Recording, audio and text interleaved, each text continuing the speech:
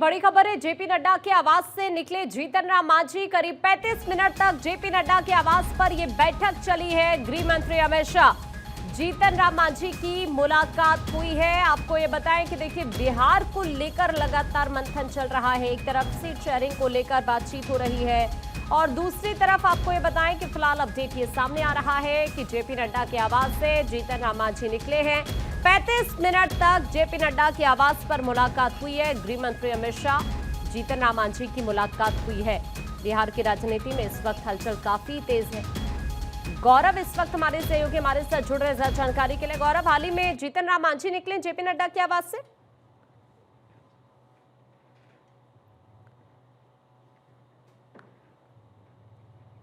गौरव, आवाज मिल रही है आपको?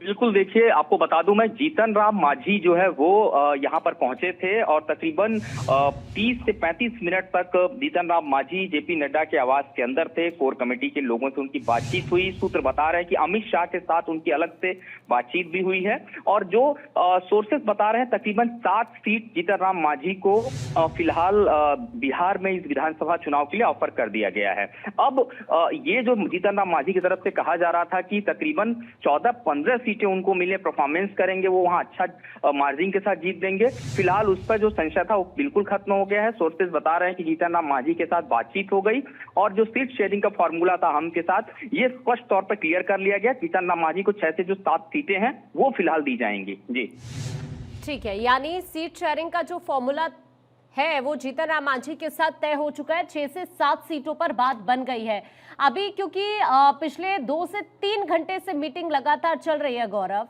अभी कुछ क्लियर हो पा रहा है सीट शेयरिंग के फॉर्मूले को लेकर? जीतन राम मांझी को लेकर, एचएम को लेकर तो आपने क्लियर किया, लेकिन अन्य दलों के साथ अभी कोई पूरी तरह से क्लियरेंस मिला है क्या?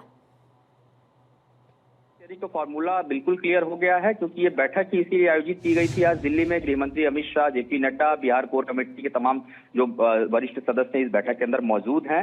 साफ तौर पे जो सीट शेयरिंग का फॉर्मूला था, इसके लिए बैठक आयोजित की गई थी। इस बैठक में हर विधानसभा सीट का जो आकलन है वो किया गया। किस विधानसभा सीट से कौन सा कैंडिडेट मैदान में उतर रहा है। इसके अलावा इस पूरे मीटिंग के दौरान चिराग पासवान की पार्टी की अगर बात करें तो उनके जो सीट शेयरिंग की बात हो रही थी, तकरीबन 25 सीटें जो है वो चिराग पासवान को मिलेंगी। ये भी सहमति बन गई है। इंटरनल सोर्सेज इस बात को क्लियर कर रहे हैं।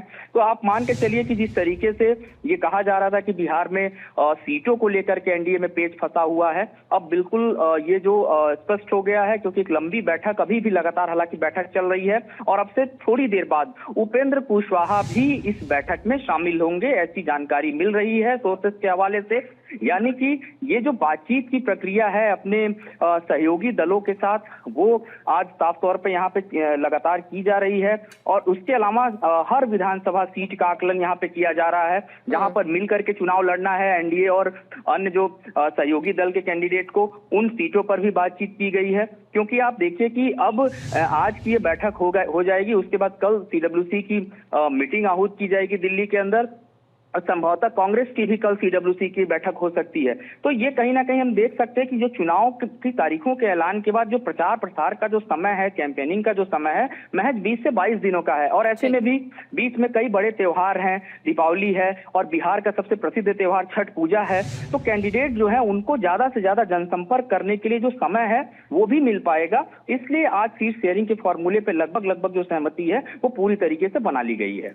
ठीक है गौरव, अभी के लिए आपका शुक्रिया ये पूरी जानकारी साझा करने के लिए। देखिए, कहा जा रहा है कि 6 से 7 सीटें जीतन राम मांझी की पार्टी को जरूर मिल सकती हैं और ये भी कहा जा रहा है कि पूरी तरह से 35 मिनट में ये क्लियर कर लिया गया है, पूरी तरह से स्पष्ट हो चुका है कि आखिरकार उनकी पार्टी को कितनी सीट देनी है।